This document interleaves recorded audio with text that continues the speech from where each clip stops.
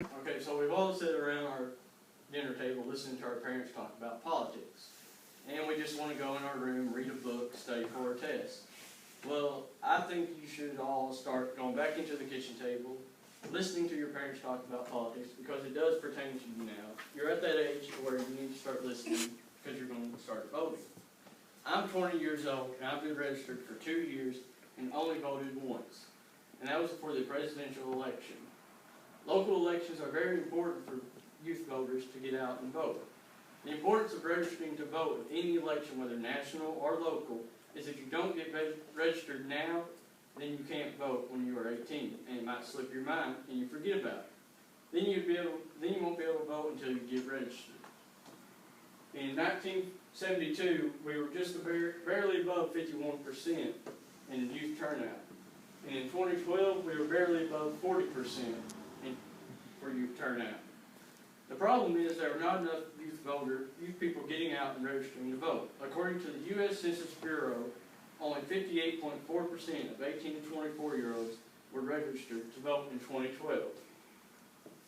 The Center for Information and Research on Civic Learning, aka CIRCLE, says 48.5% of 18 to 29-year-olds voted in Missouri. In the last election, young voters chose Obama 60% and over Romney 37%. 45% of young people voted in 2012. And in 2008, it was 51%. Some statistics from Young Democrats of America. In 2015, this generation will make up 1/3 of the electorate. In 2012, 35% of the people who did not attend college voted, while 66% who attended college did vote. Young voters usually identify themselves as Democrats. Your vote does count, because what if a senator from Missouri is up for re-election and they promise you to repeal Obamacare? You have the power to keep him in office if you vote, and if you don't vote, he might well lose by 1 vote. We all like to say or do something without anybody getting offended, right? Well, voting is the best option for you because nobody knows who you voted for except for you. The solution to the problem I just mentioned is anybody that turns 18 to get registered as quickly as they can. I got registered when I got my driver's license, and they give you a voter card. This solution will help get the number of voters that are 18 years old and up. Although this is a simple solution, but it's not as easy as it sounds. Most 18-year-olds aren't worried about getting registered to vote. They are more worried about college, getting a driver's license, and schoolwork. The contributor to Diplomatic Courier explains that the director of Circle says that teachers are hesitant to engage in classroom discussion and debate on the controversial topics, fearing backlash from parents. It is essential that teachers are supported in their efforts to educate today's youth in policies and government issues so that students are able to form opinions based on ideas and facts. If you don't get registered, you can't vote on anything or for anybody, and you will be stepped on by the government's big size 12 dress shoes.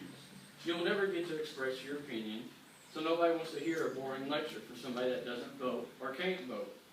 You are the next generation of voters, and if you don't get the routine of voting now, then you never will, and then you create a chain of non-voters. Your kids won't vote, your grandkids, then eventually your great-grandkids, and so on, to the point that no one will want to vote or get registered. Circle expresses voting is a habit forming when young people learn about the voting process, and they are more likely to do so when they are older. If individuals have been motivated to get to the polls once, they are more likely to return. So getting young people to vote early could be a key to raising a new generation of voters.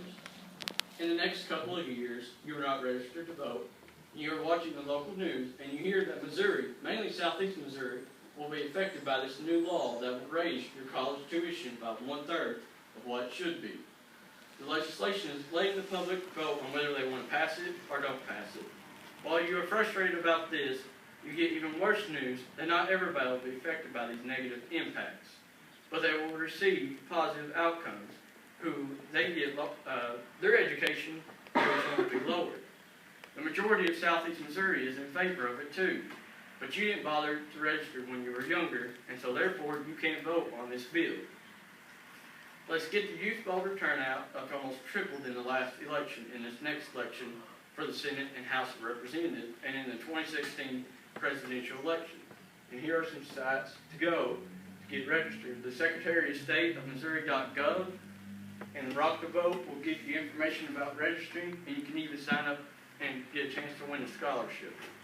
I personally will start listening into everything that affects me now and in the future that pertains to politics.